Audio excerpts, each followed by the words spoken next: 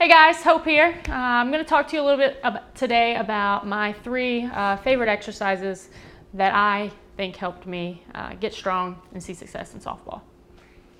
So, first exercise I would probably say is the squat. Any variation. I am big on front squats and back squats, but squats are great for obviously building the legs, building the front and back side of the legs, building the butt, and then developing core strength. And it's really good for not only building strength, but also helping with mobility, because you obviously have to get into a position where when you squat low enough, when you squat parallel, you have to make sure that your hips are mobile enough to get into that position. And if you also think about in softball, when you come up from a squat, that's essentially kind of the same thing that happens when you swing a bat.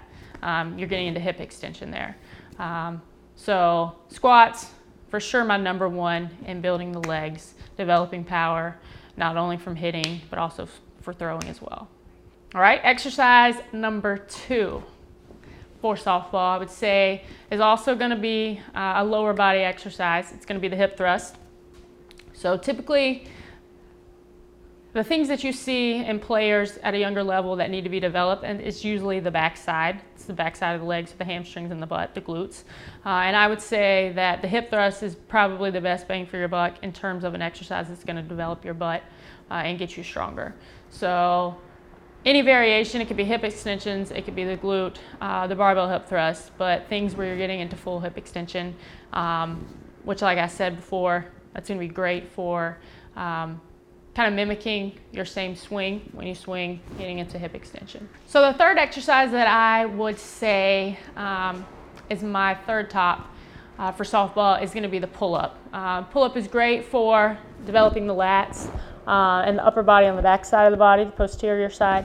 And it's great for teaching you good posture and pulling your shoulders back. So a lot of people struggle with being forward and not strengthening the muscles and keeping your shoulders pulled back. So it's great to develop shoulder retraction and putting your body in a good position.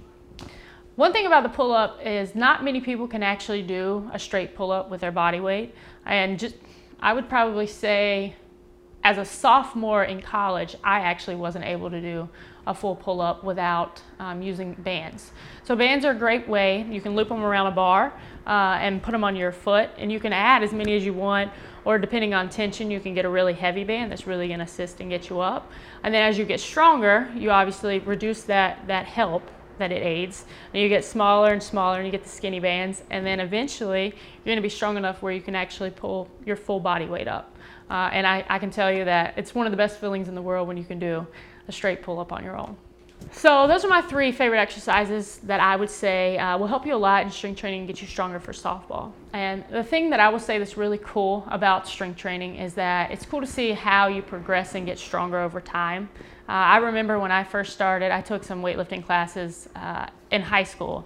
And when I first started, well, I was in middle school. When I first started, I couldn't even lift the bar. And to see how much I've progressed and how strong I am today, you kind of lose sight in the middle, but then to look back and see how much stronger you've got, it's really encouraging and really cool to see all your hard work pay off. Thanks for watching, guys. I hope these exercises help you, and I look forward to talking with you next time.